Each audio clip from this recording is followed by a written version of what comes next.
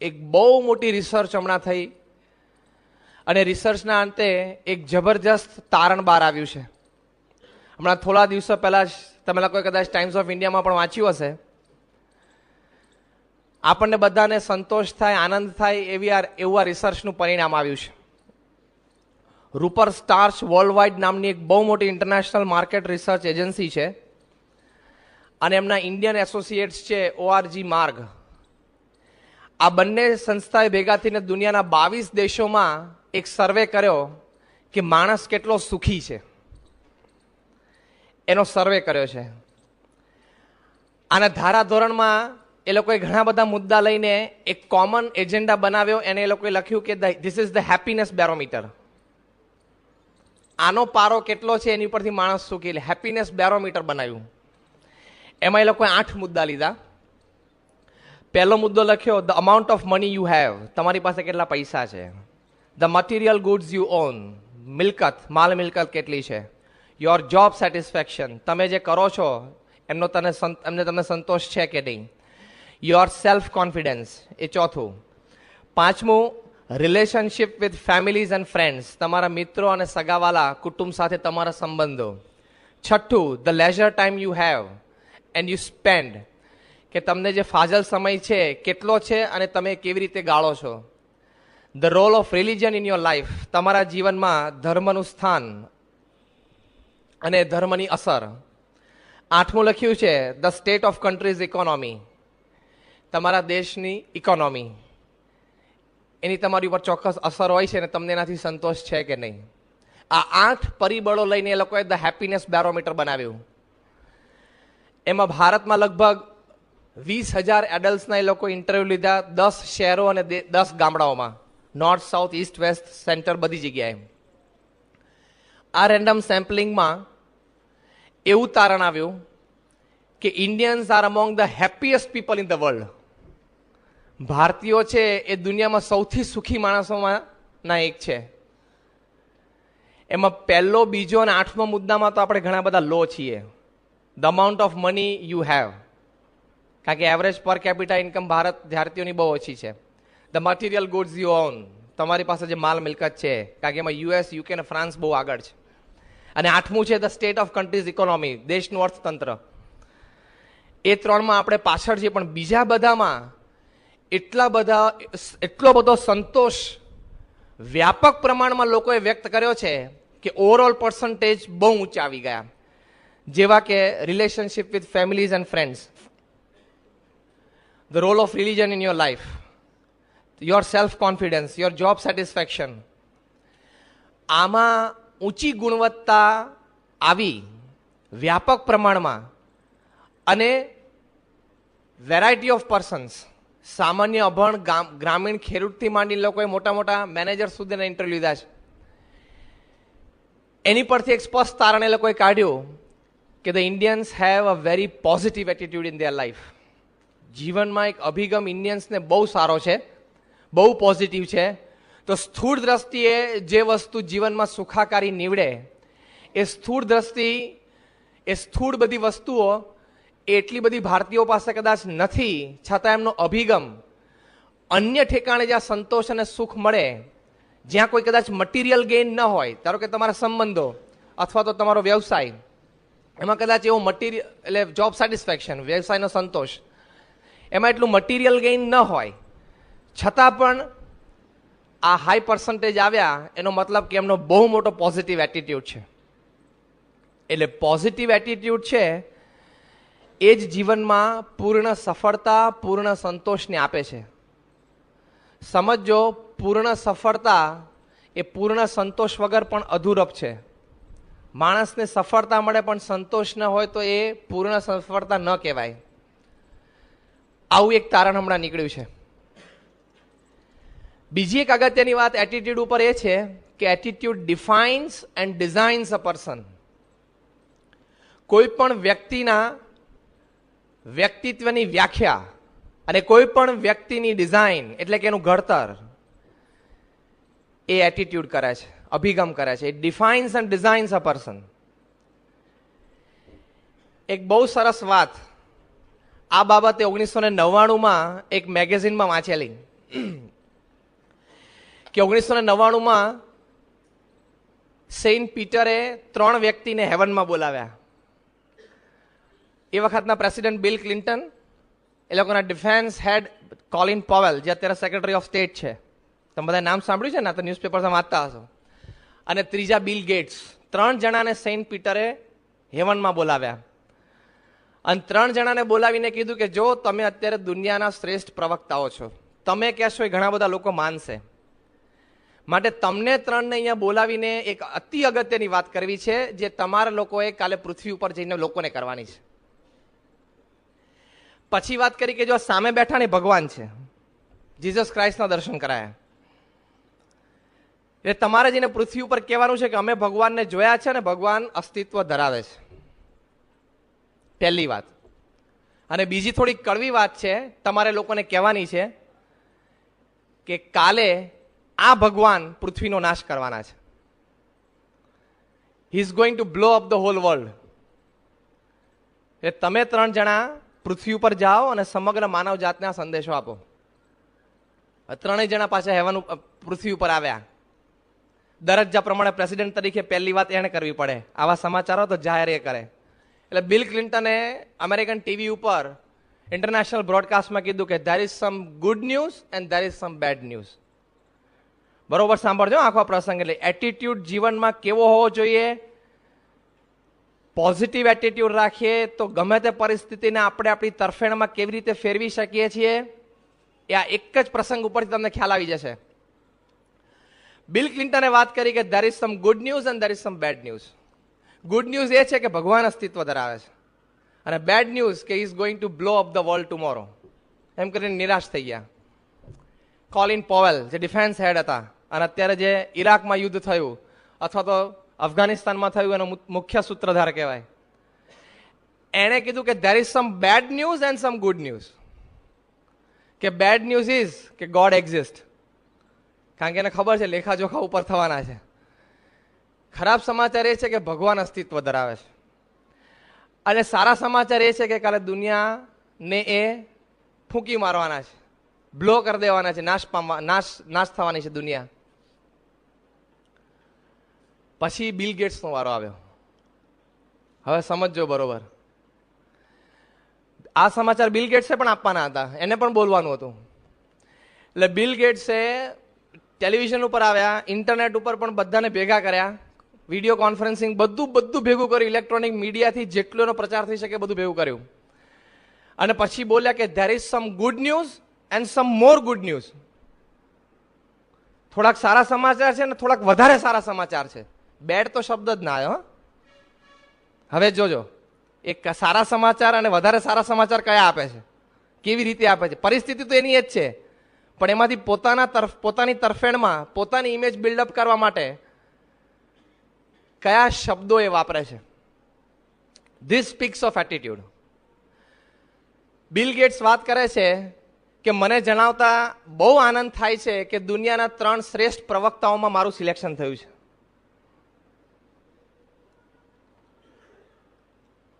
આ મેં નથી કર્યું, એમાં મેં કઈ લાગવગ પણ નથી લગાડી, સેન્ટ પીટરે કર્યું છે. અને બીજી વસ્તુ અગત્યની વધારે સારા સમાચાર એ છે કે કોઈને Y2K પ્રોબ્લેમ કાલથી રહેશે નહીં, માઇક્રોસોફ્ટ 24 કલાકમાં સોલ્વ કરે છે. પૃથ્વી નાશ પામવાની છે એમ નહીં, કારણ કે પૃથ્વી નાશ પામે એટલે Y2K પ્રોબ્લેમ સોલ્વ થઈ જવાનો હતો. પૃથ્વી નાશ પામવાની છે, શું કામ બોલું? 24 કલાક માટે પણ લોકોનું રિસ્પેક્ટ લઈ લેવું, લોકોનો પ્રેમ લઈ લેવો, એમાં શું ખોટું? નાશ તો પામવાની જ છે. માઇક્રોસોફ્ટ કંપની 24 કલાકમાં Y2K પ્રોબ્લેમ સોલ્વ કરે છે, એવી જાહેરાત એને 99માં કરી. એમ ખબર બધાને Y2K પ્રોબ્લેમ તો બધાને ખબર છે, એટલે હું વાત નથી કરતો વિશેષ. એટલે Y2K પ્રોબ્લેમ સોલ્વ કરે છે. હવે વાત એની જ હતી, પરિસ્થિતિ એની જ હતી, પણ પોતાના તરફેણમાં કેવી રીતે એને ફેરવી, that speaks of man's attitude.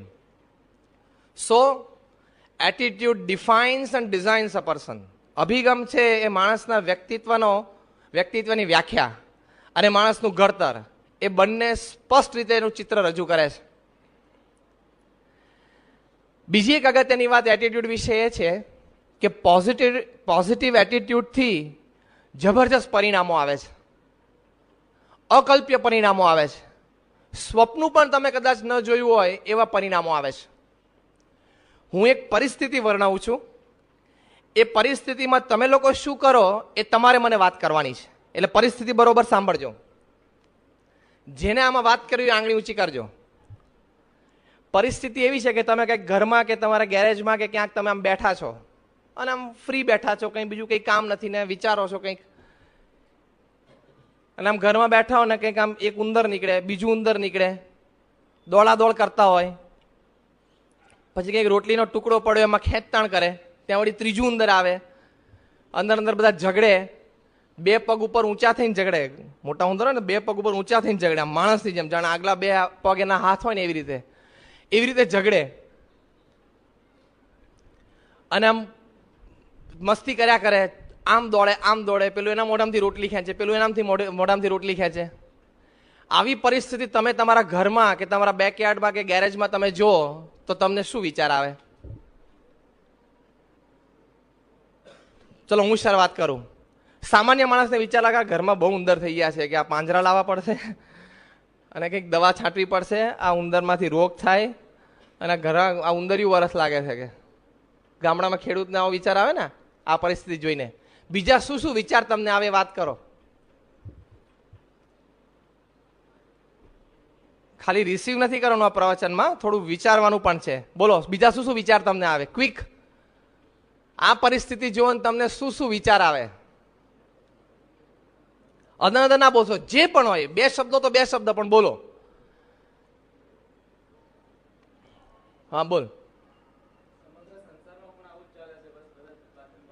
સારો વિચાર છે. ચલો, સંસારમાં ઘણું આવું ચાલે, દોડા જ કરે છે ઘણી વખત લોકો, કારણ વગરની પણ હોય, અને ઘણી વખત એક રોટલાના ટુકડા માટે લોકો કેવી દોડાદોડી કરતા હોય છે. આવો એક વિચાર આવે. ચલો બીજો કોઈ વિચાર, કોઈ પણ વિચાર તમને આવે, આમ સાવ વાહિયાત જેવો લાગે ને એ પણ વાત કરો. ગમે ત્યાંથી ખેંચી લાવો, આકાશમાંથી એક ખેંચી લાવો, આમ ગમે તે વિચાર બોલો. હા, ઘરમાં ઉંદર બહુ વળી ગયા, બિલાડી લઈ આવીએ કે છે. ચલો એક વિચાર. જો આટલું આપણે વિચારધાર આપી તો પણ, હા બોલો પાછળથી. હા, એનો ફોટો પણ પાડી લઈએ તો એ પેલા તમે પેલા ફોટોગ્રાફીની વાઇલ્ડ લાઈફ તો નહીં, પણ એમ કે આવી એનિમલ ફોટોગ્રાફી થતી હોય એમાં કદાચ તમને પુરસ્કાર પણ મળે, પ્રાઇઝ પણ મળે. સારો વિચાર છે. ચલો, ધેટ ઇઝ ગુડ.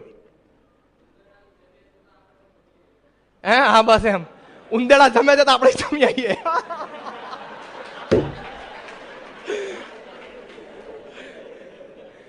ના કઈ ખોટું નથી, બરાબર છે. આપણે કીધું ગમે તે વિચાર આવે તમે આપો. એટલે જો આવા બધા વિચારો આપણને, શું તારે કઈ કેવું છે? જો આ પણ એક સારો વિચાર છે. કેટલો સારો વિચાર છે કે ભાઈ જીવનમાં કંઈક મેળવવું હોય તો સંઘર્ષ થશે જ. સંઘર્ષમાંથી પાસ થવું જ પડશે, કારણ કે ખેંચતાણ તો કરતા જ હતા.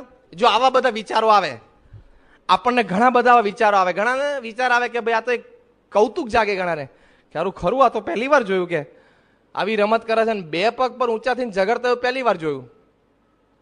ઘણાને એમાં એક ચેલેન્જ દેખાય કે આ ભગવાને અજબ ગજબની રચના કરી છે, માણસ છે ને આ ભગવાનની રચનાને કોઈ દિવસ પાર નહીં પામે, એવો પણ વિચાર આવે. કોકને વળી એમાંથી શીખ પણ મળે કે ભાઈ આ જીવનમાં બસ આપણે આનંદમાં રહેવું, શું માથાકૂટ કરવી, આને કાલની ચિંતા છે, આ ક્યાં કમાવા જાય છે, એની રીતે જીવે છે ને એની રીતે આનંદ કરે છે, જો મસ્તી કરતા હતા. અથવા તો આપણે વિચાર આવે એવા આવ્યા, અને અત્યારે પણ ઘણા બધાના મનમાં નાના મોટા વિચાર ચાલુ હશે, પણ એક વ્યક્તિ પૃથ્વી ઉપર એવી હતી કે જેને એવો વિચાર આવ્યો કે મેં જે આ જોયું છે એ મારે દુનિયાને દેખાડવું છે. આ દુનિયાભરના છોકરાઓ આને જોઈને રાજી થશે, અને આ એક વિચારમાંથી the most famous character of motion picture, ચલચિત્ર પરનું સૌથી પ્રસિદ્ધ પાત્ર મિકી માઉસનો જન્મ થઈ ગયો. Attitude in life. Walt Disney પોતે એક દિવસ એના ગેરેજમાં બેઠા હતા અને ઉંદરને આવી રીતે રમત કરતા જોયા, અને રમત કરતા જોઈને એમ થયું કે આ હું દુનિયાના બાળકોને દેખાડું તો આ જે વસ્તુ છે એને હું મોશન પિક્ચરમાં ઉતારી લઉં તો, અને એમાંથી મિકી માઉસનો જન્મ થયો. The most famous character of motion picture, ચલચિત્રનું સૌથી વધારે પ્રસિદ્ધ પાત્ર દુનિયાભરનું. This is attitude in life. આપણને ક્યાં સુધીના વિચાર આવ્યા? બિલાડી લાવવાના વિચાર આવ્યા અને ખાવાના વિચાર આવ્યા. એ ખોટું નથી, આ તો વાત કરું છું. અને વોલ્ટ ડિઝનીને આ વિચાર આવ્યો, એનો એક પોઝિટિવ એટીટ્યુડ કે આમાંથી પણ કંઈક વધારે સારું શું નીકળી શકે. આ મેં આજે જોયું એમાંથી મને ફાયદો થાય એવું આમાંથી શું વાત બની શકે, તેમાંથી આ મિકી માઉસનો જન્મ થઈ ગયો. એટલે પોઝિટિવ એટીટ્યુડ છે ને જીવનમાં હંમેશા સવળો અભિગમ રાખીએ કે આમાંથી સારી વસ્તુ શું મને મળે, સારી વસ્તુ હું આમાંથી શું કાઢી શકું, તેમાંથી ઘણા બધા ઉત્તમ પરિણામો સર્જાય છે. અને પોઝિટિવ એટીટ્યુડથી જ માણસને આવા અકલ્પ્ય પરિણામો આવે છે. 1980 સુધી ઇન્ડિયામાં વેસ્ટ ઇન્ડિઝની બિગ ટીમ જ રમવા માટે આવતી હતી, ક્રિકેટ ટીમ.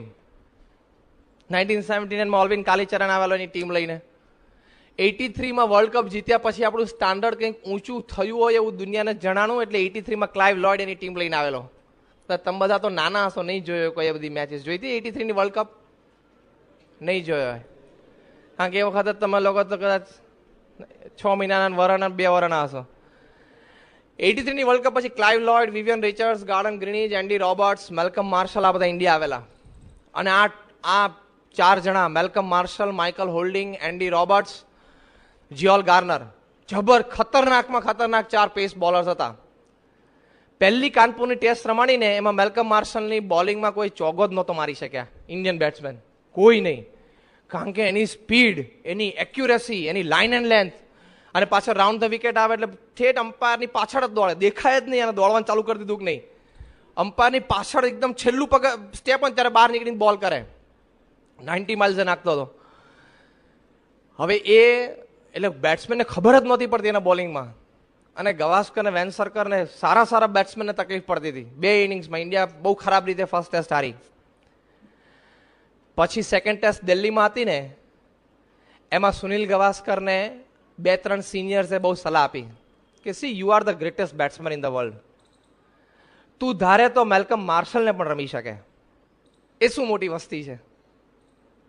તારા બેટિંગથી, જેમ તમે લોકો એના બોલિંગથી ગભરાવ છો, એમ 4 ને તારી બેટિંગનો પણ એટલો જ ડર છે. ગવાસ્કરને એમ થયું ખરેખર એણે એવો અભિગમ અપનાવ્યો કે એ જેટલા ફોર્સથી મને એટેક કરે છે ને, મારે એટલા જ ફોર્સથી એને એટેક કરવું. આ અભિગમ ગવાસ્કર માટે અઘરો હતો, કારણ કે 75ની વર્લ્ડ કપમાં 60 ઓવર રમીને 36 રન કરેલા, ઠેઠ નોટ આઉટ રહેલો પહેલા બોલથી છેલ્લા બોલ સુધી. અને હમણાં ન્યૂઝપેપરમાં વાંચ્યું ને કે એને પોતે કન્ફેસ કર્યું કે વચ્ચે એક વખત હું આઉટ હતો, પણ ના, હું નીકળ્યો નહીં ગ્રાઉન્ડની બહાર. આટલી મોટી ઉંમર એક બહુ મોટી વસ્તુ એને કબૂલ કરી. તો હવે એની માટે અભિગમ કેટલો અઘરો પડી જાય, આ એટીટ્યુડ, એટેકિંગ એટીટ્યુડ. પણ એને નક્કી કર્યું કે આઈ વોન્ટ ટુ એટેક, અને 4 પેસ બોલર્સને એટેક કર્યા. બિફોર લંચ એને સેન્ચુરી સ્કોર કરી દિલ્હીમાં. હતું તો ખરું એની પાસે પોટેન્શિયલ, શક્તિ તો એની પાસે હતી, આવડત હતી, ટેલેન્ટ હતી, બધું જ હતું. છતાં ખોટ ક્યાં આવતી હતી પરિણામમાં? શેને લઈને આવતી હતી? અભિગમના લીધે. એટીટ્યુડ વગર ખોટ આવતી હતી. અને એટીટ્યુડ પોઝિટિવ બંધાણો, એ પોઝિટિવ એટીટ્યુડના લીધે એનો સેલ્ફ કોન્ફિડન્સ પણ બિલ્ડઅપ થયો, એની સુષુપ્ત શક્તિઓ બધી જાગ્રત વધારે થઈ, અને એને લઈને સારામાં સારું પરિણામે લાવી શક્યા. એટલે એટીટ્યુડથી માણસના જીવનમાં બહુ સારા પરિણામો, ઉત્તમ પરિણામો ચોક્કસ આવે છે.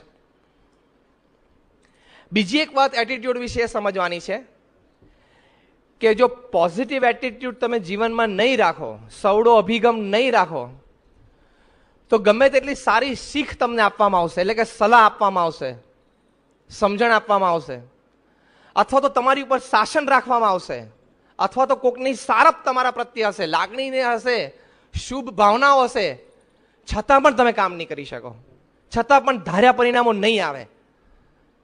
શીખ હશે, શાસન હશે, બીજાની સારપ પણ તમારા પ્રત્યે હશે, તો પણ પરિણામો નહીં આવી શકે, કારણ કે તમે જ સવળો અભિગમ નથી રાખ્યો. ઇટાલીના ટ્રાન્સપોર્ટ મિનિસ્ટરે હમણાં એક સ્ટેટમેન્ટ આપ્યું, ટાઈમ્સ ઓફ ઇન્ડિયામાં વાંચ્યું હતું, કે આજે અમારી ટ્રાફિક લાઇટ્સ છે ને, in Rome they are instructions. રોમમાં જે ટ્રાફિક લાઇટ્સ છે ને એ સ્પષ્ટ સૂચનાઓ છે, આમ જ કરવાનું, લાલ લાઇટ એટલે ઉભું રહેવાનું, ગ્રીન એટલે જવાનું. In Naples they are suggestions. નેપલ્સ બીજું શહેર છે એનું, એમાં સજેશન છે, ભાઈ તમારે કરવું હોય તો કરો, અમે તો રાખ્યું છે. એન્ડ ઇન સિસિલી, જ્યાંથી દુનિયાભરની માફિયા ઊભી થાય છે. In Sicily they are Christmas decorations. કોઈ પાડતું જ નથી કે છે. સિસિલીમાં તો એ ક્રિસમસ ડેકોરેશન્સ છે. એમ સંતોની વાત છે. ઇન છાત્રાલય ઇટ ઇઝ નિયમ. એટ યોર હોમ, ઘરે મનની ઈચ્છા, અને તમારા મિત્રો સાથે મશ્કરીની વાત. સત્સંગમાં પણ સવડો અભિગમ નહીં બાંધ્યો હોય તો આ વાતોની પણ અસર નહીં થાય, આ વાતોથી તમને કોઈ ફાયદો નહીં થાય, અને 3 દિવસ અહીંયા ગોંડલની પિકનિક તમારી પૂરી થશે. શિબિર નહીં, હા, see I'm specifically using the word, picnic પૂરી થશે સવડો અભિગમ નહીં હોય તો. અને સવડો અભિગમ હશે કે મારે સાંભળીને સારું લેવું છે, સારું વિચારધારા સારી પકડવી છે, તો આ શિબિર થશે. એટલે સવડો અભિગમ બહુ જ જરૂરી છે. તમે જો પ્રમુખ સ્વામી મહારાજના જીવનની સક્સેસ સ્ટોરી, એમના જીવનની આખી જે સફળતાની વાર્તા છે ને, એની પાછળનું મુખ્ય કારણ એમનો સવડો અભિગમ. દરેક ક્રિયામાં, દરેક વાતમાં, દરેક પ્રસંગે, ગમે તેટલી પ્રતિકૂળ પરિસ્થિતિ હોય, એમનો અભિગમ સવડો જ. This very clearly defines his success story. એટલો બધો સવડો અભિગમ એમના જીવનમાં છે, અકલ્પનીય. નાની નાની વાતમાં પણ એને હંમેશા સવડું જ પડે અને સવડું જ રહે. એને લઈને એમના જીવનમાં આટલી મોટી સિદ્ધિ છે. તમે જુઓ, પહેલા એમના જીવનમાં પ્રામાણિકતા. ભગવાનના અખંડ સંત છે, ભગવાન છે, બધું ભૂલી જાઓ. ટ્રુથફુલનેસ, એના જીવનમાં જે પ્રામાણિકતા છે, જે કામ કરવું એ સાચું કરવું, જેટલું કર્યું હોય એટલું જ કહેવું, એટલું જ દેખાડવું, ભલે સરકારમાં જવાનું હોય તોય પણ પ્રામાણિકતા. બીજું એમના જીવનમાં છે પુરુષાર્થ. એકદમ શ્રદ્ધાથી ભગવાનને માથે રાખીને પુરુષાર્થ કરવો. ત્રીજું પ્રાર્થનામાં જબરજસ્ત શ્રદ્ધા અને વિશ્વાસ. અને ચોથું પરિણામમાં ભગવાનની ઈચ્છા. આ ચારેય બાબત એમનો એટલો બધો સવડો અભિગમ છે, એને લઈને એમના જીવનમાં સફળતા મળે છે. ખાલી એક એમની ક્રિયા તમે લો, વ્યક્તિગત મુલાકાત. જે હરિભક્તો એમને વ્યક્તિગત મળે છે અથવા ગુણભાવીઓ એમને મળે છે, એમાં સ્વામી છે ને, પહેલી વાત તો દરેકને પ્રેમથી મળે છે, કોઈ પણ ભેદભાવ વગર, કોઈ પણ પૂર્વગ્રહ સિવાય. એકદમ પ્રેમથી બધાને મળવાનું. સામાન્ય ગામડાનો વ્યક્તિ હોય કે એસ કે બિરલા, શાંતિથી, પ્રેમથી, લાગણીથી મળવાનું. બીજી વાત એમના જીવનમાં છે કે એ વ્યક્તિ એમને મળવા આવે છે, એમને ખબર છે કે મારી પાસે આશીર્વાદ, આશ્વાસન અથવા તો મારો અભિપ્રાય લેવા માટે આવ્યા છે. તો એમને અંતરમાં સતત એમ રહે છે કે મારે આને મદદ કરવી જ છે, મારે આનું દુઃખ ઓછું કરવું જ છે, મારે આને આજે હળવો અહીંયાથી કરીને જ મોકલવો છે, એવો સતત વિચાર એના અંતરમાં રહે છે. જસ બધા આ બધા જ સવડા અભિગમો છે. નહીં તો કેટલા વાગે 9-10 થાય ને કે કેટલા છે, કાઢો હાડો વાર કે એવું નહીં. એટલે કે મારે આને મદદ કરવી છે. ત્રીજું, જો એવી મદદની એમને તક મળે, કોઈ એમનો અભિપ્રાય પૂછે અથવા તો એમના પાસે કંઈક આશીર્વાદ માંગે અથવા કંઈક આશ્વાસન માંગે, બહુ રાજી થઈ જાય છે કે મને સેવા મળી. આ સંસ્થાના સંવર્ધન માટે મેં મારા ગુરુને જે વચન આપેલું એ મને સેવા થઈ મારી. એટલે એવી ભાવનાથી, એવી શ્રદ્ધાથી એને મળે છે, એની સાથે વાત કરે છે. ચોથું અગત્યનું એમ જ સમજે છે કે આ બધા જ મહારાજ અને યોગીજી મહારાજના આશ્રિત છે, તો હું આમને હળું મળું છું, એ પણ મારી આ સેવા છે. અને સેવાથી વિશેષ એમ સમજે કે મારી આ ફરજ છે. હવે આવો સૌ, નહીં તો પ્રમુખ સ્વામી મહારાજ પાસે જે આવે છે, બધાને પ્રમુખ સ્વામી મહારાજે કંઈક તો આપવાનું હોય છે ને, અભિપ્રાયથી માંડીને આશીર્વાદ સુધી આપવાનું જ હોય છે. બધા લેવા જ એમની પાસે આવે છે, છતાં એમને કંટાળો કે આળસ નથી રહેતી. નથી એનું કારણ શું? આટલો બધો સવડો અભિગમ એમની દરેક ક્રિયામાં. તો આપણે એમની એક ક્રિયાનું વિશ્લેષણ કર્યું, પણ દરેક ક્રિયામાં. તો આજે એમનો આવા સવડા અભિગમનું પરિણામ શું આપણને સત્સંગમાં જોવા મળે છે કે હજારો અને લાખો નાના મોટા ભાઈ બધા એમના એક વચને તન મન ધન બધું કુરબાન કરવા તૈયાર છે. એટલે આ એમની જીવનનું એક રહસ્ય છે. થોડાક 1-2 નાના પ્રસંગો કહીને તમને સમજાવું કે પ્રમુખ સ્વામી મહારાજની દરેક નાની ક્રિયાથી માંડીને મોટી વાત સુધી કેવા સવડા અભિગમો હોય છે. પ્રમુખ સ્વામી મહારાજ અમેરિકા પધાર્યા, ત્યાં ન્યુયોર્કમાં સ્વામીશ્રીના ઉતારાનો રૂમ થોડો આમ સાંકડો ને નાનો છે. સંતોએ વાત કરી કે કારણ કે સ્વામી જમવા બેઠા હતા, એ વખતે 5-7-10 સંતો બેઠા હતા, અને બીજા પછી બહાર ઉભા રહેલા. સંતો કે આ રૂમ બહુ નાનો છે. સ્વામી કે નાનો હોય ને સારું, કે જલ્દી ઠરી જાય, એસી ઓછું બળે. 4 જ દિવસ પછી કેનેડા પધાર્યા, ટોરન્ટો. ત્યાં રૂમ બહુ મોટો, બધા સંતો અંદર બેસી ગયા. એટલે કોઈ સંતે વાત કરી, સ્વામી આ રૂમ મોટો છે. સ્વામી કે મોટો હોય તો સારું, બધા બેસી શકે. જો દરેક ક્રિયામાં નાની વાત હતી, પણ સવડો જ અભિગમ. ભાઈ સાચું છે ને સારું છે ને વ્યવસ્થિત છે ને, આમાંથી હું કેવી રીતે સવડું લઈ શકું. સ્વામીને એક સંતે વાત કરી કે ફાર્ગો ગાડી છે ને બહુ અપશુકનિયા છે, કાઢી નાખવી જોઈએ. સ્વામી કે કેમ? 3 એક્સિડન્ટ થયા. કે સ્વામી કે 3 એક્સિડન્ટ થયા પણ એ કોઈની નસકોરી ફૂટી, શુકનિયાળ કહેવાય. હવે જો આ વિચાર રહેવો, આ પોઝિટિવ એંગલ રાખવો. ત્યાં કલ્ચરલ ફેસ્ટિવલ ઓફ ઇન્ડિયા અમેરિકામાં એક સાયમ સભામાં 5-7 મહેમાનો હશે, મંચ ઉપર બેઠા હતા. એમાં વળી એનાઉન્સરને કાયમ રોજ એવું કરતા હતા કે એકવાર એનાઉન્સમેન્ટ કરે કે સ્વામીશ્રી એમનું અભિવાદન કરશે એટલે બધાને હાર તોરા એક સાથે થઈ જાય. પણ વળી ખ્યાલ ચૂકમાં ગમે તેમ રહી ગયું સભા કાર્યક્રમમાં કે સ્વામીશ્રી ઉભા થઈને એક જણાને હાર પહેરાવે એનું સ્વાગત કરે, એનું પ્રવચન ગોઠવાય. એ 2-5 મિનિટ બોલે, પછી પાછું બીજાનું થાય. સ્વામીને 5-7 વખત ઉઠવા બેસવાનું થયું. સેવક સંતોનો ટેકો લેવો પડે, પાછા બેસાડવા પડે. સભા પૂર્ણ થઈ પછી સ્વામીશ્રી ઉતારે પધારે જમવા બેઠા હતા. એ વખતે સાહજિક કોક સંતે વાત કરી કે આજ સ્વામીને ઘણી ઉઠક બેઠક થઈ. કે સ્વામી કે હવે નાનપણમાં નહીં કરી હોય એટલે કે અત્યારે કરાઈ. પણ એવું નહીં કરે, આ લોકોને ખબર પડે, તમારે લોકોએ ધ્યાન રાખવું જોઈએ. આવી રીતે સભા કાર્યક્રમમાં એક સાથે અને રોજ પતાવી જ દેતા હતા. આજે વળી નવો આવ્યો, શું થયું, કોઈ ધ્યાન રાખ્યું કે નહીં, કશું જ નહીં. સ્વામી કે સારું, નાનપણમાં નહીં કરી હોય, આપણે નહોતી કરી તો અત્યારે થઈ ગઈ. કેટલું હવે આ વ્યક્તિને કોઈ દિવસ હતાશા, નિરાશા કે દુઃખ વ્યાપે? કારણ કે બધામાં એને પોઝિટિવ ને સવડું જ દેખાય છે. એટીટ્યુડ જ એ રીતનો છે એમનો.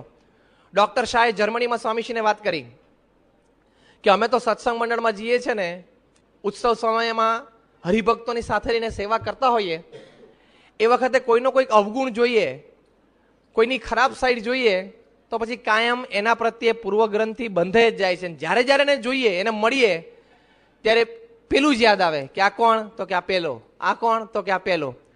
તો તમે તો આખા સત્સંગમાં વિચરણ કરો છો, હજારો હરિભક્તોએ તમને પત્રો લખ્યા છે, ફોન દ્વારા, વ્યક્તિગત મુલાકાતમાં એમની ખાનગી વાત જણાવી છે, સેંકડો કુટુંબોની ખાનગી વાત તમે જાણો છો. છતાં તમે જ્યારે હરિભક્તોને મળતા હો, એ જ વ્યક્તિઓને તમે મળતા હો છો, ત્યારે તમે ખૂબ જ પ્રેમથી, લાગણીથી, જાણે કોઈ પહેલા પ્રસંગ બન્યો જ નથી, પહેલા કોઈ વાત થઈ જ નથી, એટલા જ પ્રેમથી મળી શકો છો. આવું વર્તન તમે કેવી રીતે રાખી શકો છો? ત્યારે સ્વામી એક જ વાક્ય સહજતાથી બોલ્યા. સ્વામી કે એનામાં 99 કદાચ અવગુણ હોય, એક ગુણ તો હોય ને. લો, એની એ દ્રષ્ટિ એ ગુણ ઉપર જ હોય. આ કેવો પોઝિટિવ એટીટ્યુડ આ જીવનમાં. સ્વામીને એક પત્રકારે પ્રશ્ન પૂછ્યો હતો કે તમે લાખો લોકોના ગુરુ છો અને તમારા સંપ્રદાયની પ્રણાલિકા પ્રમાણે એના વ્યવહાર અને મોક્ષ બંનેની જવાબદારી તમારી છે. તો આટલી મોટી જવાબદારી તમે વહન કરો છો, તો તમને એમનો ભાર નથી લાગતો? અને સ્વામીશ્રીએ સહજતાથી વાત કરી. સ્વામી કે લાખોના ગુરુ તો ભગવાન સ્વામિનારાયણ છે, અમે તેના સેવક છીએ, એમની આજ્ઞા પાડીએ છીએ ને એમની સેવા કરીએ છીએ. જો આવો અભિગમ એમના જીવનમાં આવી મોટી વાતમાં પણ છે, એટલે કેટલા હળવા ફૂલ આનંદમાં સહજ રહી શકે છે. અને એમની સિદ્ધિઓ જેટલી છે, આ સંપ્રદાયના સ્થૂળ વિકાસથી માંડીને સંપ્રદાયમાં હજારો હરિભક્તો એટલે કે ગ્રહસ્થ અને સંતોનો આધ્યાત્મિક વિકાસ, એટલે સ્થૂળ સંસ્થાનો વ્યાપ અને હજારોની આધ્યાત્મિક પ્રગતિ, આ બધી જ સફળતા જે પ્રમુખ સ્વામી મહારાજને મળી છે, એની પાછળનો એમનો આવો બધો અનેક ક્રિયામાં સવડો અભિગમ, પોઝિટિવ એટીટ્યુડ, એટલે એમના જીવનની આ બહુ મોટી વાત છે. એટલે આપણને ખાસ યાદ રહે કે પોઝિટિવ એટીટ્યુડથી જ ફેર પડશે. બાકી તો તમે જો, તમારા બધા પાસે ડિગ્રી છે, તમે બધાને વ્યવહારિક સૂઝ પણ છે, તમારામાં કાર્યશક્તિ પણ છે, અને તમે બધા જ પુરુષાર્થ કરવાના છો, છતાં તમારામાં વેરાયટી ઓફ રિઝલ્ટ આવશે. બેંક બેલેન્સથી માંડીને સામાજિક પ્રતિષ્ઠા સુધીની વેરાયટી તમારા જીવનમાં આવશે. અહીં બેઠેલા છો એમાંથી. એનું કારણ શું છે? તમારો અભિગમ. તમને કોઈ કામ કરવાની તક આપશે, કામની પદ્ધતિ શીખવાડશે, કામમાં ભૂલો થશે તો માફ કરશે, છતાં પણ સફળતામાં તો તમે થોડા ટૂંકા પડશો જ. જીવનમાં સંતોષ અને સફળતા નહીં મળે, કારણ કે તમારો સવળો અભિગમ નહીં હોય. અને જો ને એના લીધે જ ફેર પડે છે. જેમ આપણે વાત કરી, તમારા બધા પાસે ડિગ્રી છે, તમારા બધામાં કાર્યશક્તિ પણ છે, તમે બધામાં વ્યવહારિક સૂઝ પણ આવી જશે, ઓછી વધતી થોડીક પણ આવશે, અને તમે બધા પુરુષાર્થ પણ કરશો, છતાં તમારા રિઝલ્ટ્સમાં બહુ ફેર પડશે. એનું કારણ એટીટ્યુડ રહેશે. એટલે બહુ સરસ રિસર્ચ હમણાં હાર્વર્ડ યુનિવર્સિટીમાં થઈ. એ શબ્દશ હું વાંચું છું, બધા સાંભળજો. In today's education systems 90% of our learning focus is directed at acquiring facts and figures, with only 10% of our education is aimed at attitudes or feelings. 90% આપણું એજ્યુકેશન શેની માટે છે? ફેક્ટ્સ એન્ડ ફિગર્સ મોઢે કરવાના, ગોખી કાઢવાના, જાણવાનું. 10% જ એટીટ્યુડ ડેવલપમેન્ટ માટેનું એજ્યુકેશન મળે છે.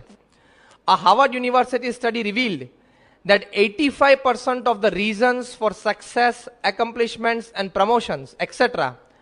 were because of our attitude, and only 15% of our success is because of our technical expertise based on facts.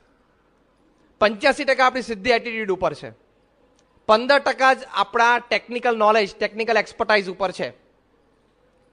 અને રિવર્સ એજ્યુકેશન સિસ્ટમમાં શું ચાલે છે? 90% આપણનું એજ્યુકેશન ફેક્ટ્સ એન્ડ ફિગર્સ મોઢે કરવામાં, 10% એટીટ્યુડ ઉપર આવે છે. એટલે ઓવરઓલ પરિણામ શું આવ્યું? This means we are spending 90% of our educational time and money developing part of us which is responsible for 15% of our success. 90% આપણો ટાઈમ, સમય શેમાં જાય છે? જે આપણી સિદ્ધિમાં 15% જ ભાગ ભજવે છે. We spend only 10% of our time and finances working to develop that part of us which account for 85% of our success. જે 85% કારણ બની જાય છે આપણે સિદ્ધિ માટે, એની પાછળ આપણે એજ્યુકેશનમાં એટલે કે ભણતર દરમિયાન 10% જ ટાઈમ અને મની વાપરીએ છીએ. કેટલું વિરોધાભાસ છે! એટલે આ એક સ્પષ્ટ વાત છે કે જીવનમાં વિલિયમ જેમ્સ, જેનું વાક્ય પરમ પૂજ્ય ડોક્ટર સ્વામી પાસેથી ઘણી વખત આપણે સાંભળ્યું છે, the father of American psychology, એમણે વાત કરી છે કે the most important discovery of our times is that man can alter their lives by changing the attitude of their lives. માણસ અભિગમ બદલે તો એનું જીવન બદલાઈ જાય. એટલે અંતે સૌથી અગત્યની વાત આવી કે આ બધા પ્રવચનની આ બધી વાત તો આપણે સાંભળી, પણ જીવનમાં કાયમ પોઝિટિવ એટીટ્યુડ આપણે રહે એની માટે આપણે શું કરવું?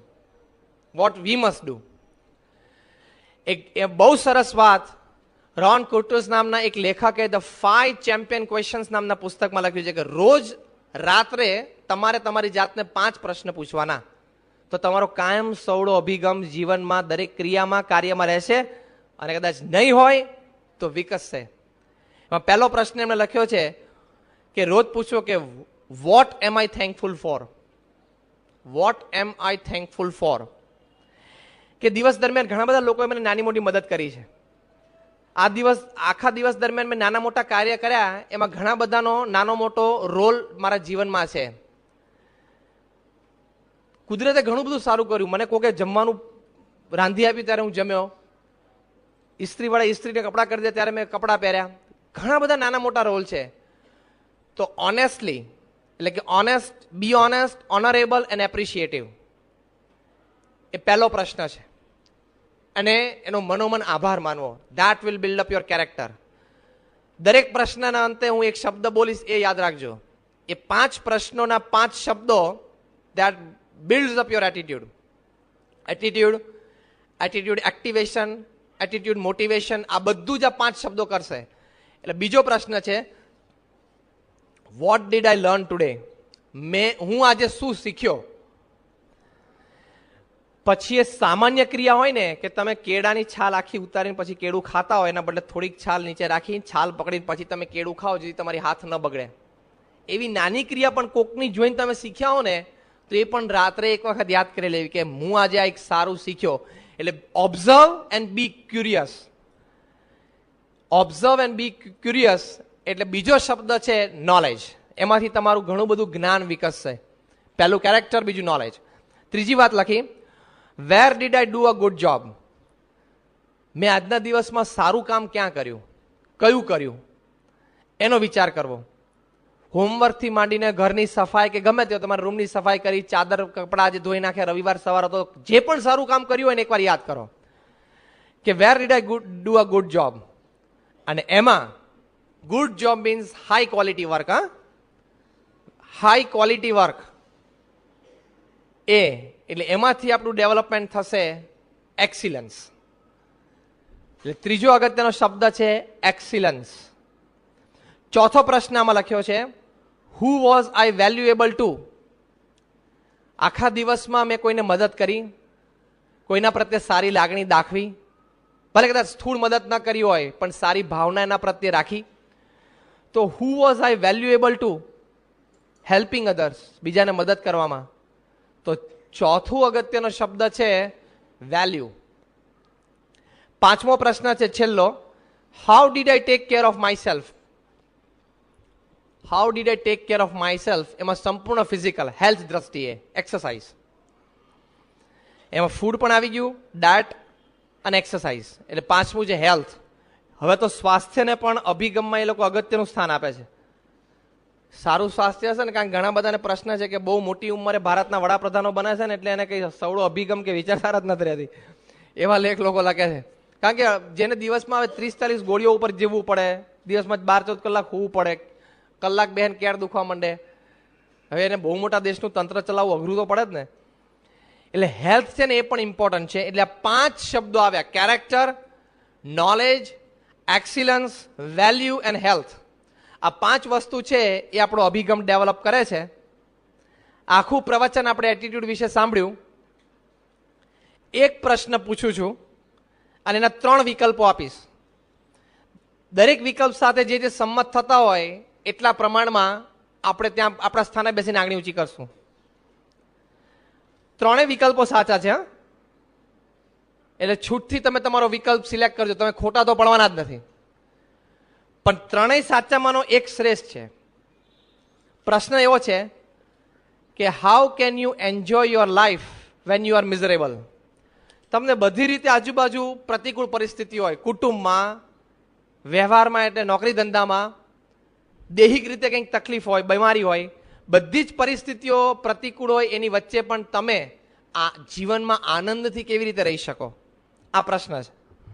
એના 3 વિકલ્પો હું બોલું છું, 3 વિકલ્પો સાંભળજો અને પછી 3 વિકલ્પમાં તમારી આંગળી ઊંચી કરજો. પહેલો વિકલ્પ, કીપ સ્માઇલિંગ. ભાઈ હસતા મોઢે બધું સ્વીકારી લેવાનું અને આનંદમાં રહેવાનું. બીજો વિકલ્પ છે એપ્રિશિએટ વોટ યુ હેવ, કે ભાઈ આ બધી પરિસ્થિતિ તો છે જ, પણ હવે જે આપણી પાસે સારું છે ને સવડું છે એની તકેદારી રાખવી, એની ઉપર આપણે નભવું. Appreciate what you have. ત્રીજી વસ્તુ, એક વાત નક્કી કરીને સ્વીકારી જ લેવી કે ભાઈ આપણે આ જીવનમાં દુઃખ છે જ, પછી એનો બહુ લાંબો વિચાર નહીં કરવાનો, સ્વીકારી જ લેવાનું કે આપણે જીવનમાં દુઃખ છે જ. આ 3 વિકલ્પો છે, 3 સાચા છે. 3માંથી પહેલા વિકલ્પ સાથે કેટલા સંમત થાય છે કે ભાઈ હસતા મોઢે સ્વીકારી લેવું અને કીપ સ્માઇલિંગ, આનંદમાં જ રહેવું? ઘણા છે, લગભગ 50 જણા. ઓકે, સેકન્ડ વિકલ્પ બોલું છું, appreciate what you have. Very good. Third છે નક્કી કરીને સ્વીકારી લેવું કે ભાઈ હવે આ જન્મે દુઃખ જ છે, પછી એનો કઈ લાંબો વિચાર નહીં. છે ને 2-3 જણા છે ને હિંમતથી. બહુ સારું. આમાં મને સંતોષ થયો કે બીજો છે ને એ શ્રેષ્ઠ વિકલ્પ છે ને એમાં મેક્સિમમ જણા આંગળી ઊંચી કરી એટલે પ્રવચન સમજ્યા. કેટલા વહેલા ઉઠીને આવીએ છે ખબર રાજકોટથી. બીજો છે શ્રેષ્ઠ છે એપ્રિશિએટ વોટ યુ હેવ. આ એક વિભાગ જીવનનો આ જુદો છે, આ જુદો છે. આપણી પાસે જે પોઝિટિવ છે, જે રિસોર્સિસ છે આપણી પાસે, એનો વિચાર કરો તો આપણે આનંદમાં રહેશું. કારણ કે તમે કીપ સ્માઇલિંગ રાખશો કે ક્યાં સુધી ખેંચશો? ખોટી ફોની સ્માઇલ ક્યાં સુધી રાખશો ચહેરા ઉપર? આમ રાખીને લાલ ક્યાં સુધી રાખી શકશો? અને છેલ્લો ઉપાય છે કે ભાઈ નક્કી કરેલું આપણે દુઃખ જ છે તો કોઈ દિવસ સવડો પુરુષાર્થ નહીં કરી શકે. એટલે બીજો જ સારું છે કે ભાઈ છે પણ એપ્રિશિએટ વોટ યુ, મારી પાસે શું શું સારું સારું છે એ ગણી લેવાનું, એની ઉપર બેંક ઓન ધેટ. એટલે આવી રીતે અગત્યનું છે. પણ આપણે સત્સંગ છે, મહારાજ સ્વામીના આશ્રય બેઠા છે, એટલે બેસ્ટ એટીટ્યુડ એક વાક્યમાં તમને શીખવાડું. તમારી નાનામાં નાની ક્રિયાથી માંડીને, જેમ કે બ્રશ કરતા પણ આપણે ડોક્ટર સ્વામીએ સભામાં શીખવાડ્યું છે ને, પ્રેક્ટિકલ નહીં પણ બોલે છે, થિયરેટિકલ.